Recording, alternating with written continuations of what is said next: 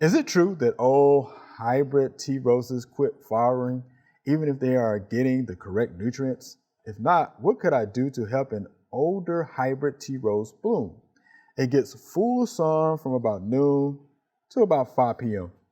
I give it a half dose of 18, 24, 16 rose food and a half dose of 10, 52, 10 in a gallon of water once a week. Its leaves are beautiful, but maybe a little small. I will try Epsom salts, magnesium sulfate, as one of your guests recommended.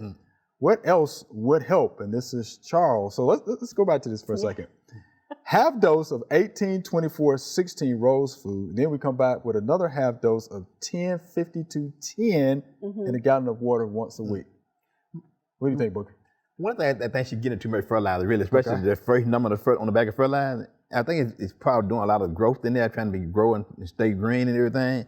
It not have time to set for the blooms to come on there. Oh, the leaves are beautiful. Yeah, the leaves are beautiful, but yeah. that's why it's not having for the bloom though. Right. She's giving too much growth on there, green growth on there. I would hold back on that first number some, and I wouldn't fertilize that often. Tell us what that first number is again. Nitrogen. Okay. I get more of the second number. You know, in there. And the second number is? Not phosphorus in there. Yeah, you get more phosphorus in there.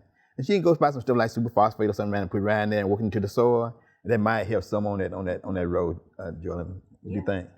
Well, yeah, I think, she might want to do a pH test because I'm worried with all the fertilizer. I don't know how the pH is there. I do know roses like they're heavy acidic. feeders. Yeah, and they eat, feeders. Right. But that might be just a little much. Right. And I would like to do a pH test just to see where I was as a marker. Right. But yeah, I think I would hold off on some of the fertilizer because, again, plants that think they're going to, have to hurry up and, the season's going to be over because I'm not getting the nutrients that I normally get, will end up trying to bloom and set seed. Right. So she needs to think, the plants need to think they're a little under stress for that time of year to be able to bloom. And if you keep free-flowing fertilizer to them, they're thinking, oh, there's no end in sight. I can just grow, grow, grow, grow, grow. Yeah. So I would hold off on some of the fertilizer. Right. But I would like to see a pH test because I'd like to know what's going on in the soil. Yeah, just to see. And again, this is an older hybrid tea rose. And we know again that roses are heavy feeders. Yeah.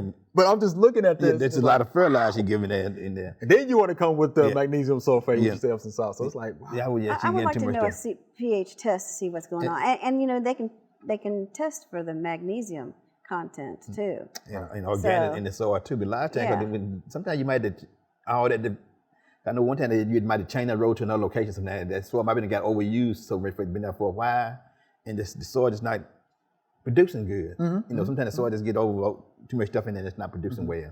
So she might want to look at that too and try to move to another location somewhere and start all over again with some new fresh soil around there. And so that's what I would try to do, just one or two roses, and doing that. Right. But I'm with Joellen. I definitely want to know the pH. The pH soil. I'd be curious enough to know what that is. That's what I'm curious to know what's going on in the root zone. Yeah, that's for sure. Yeah, I always check the soil pH and everything. We said recommend soil test. Soil test. Don't guess. We hope you enjoyed the video. We have hundreds more. To subscribe, just click below.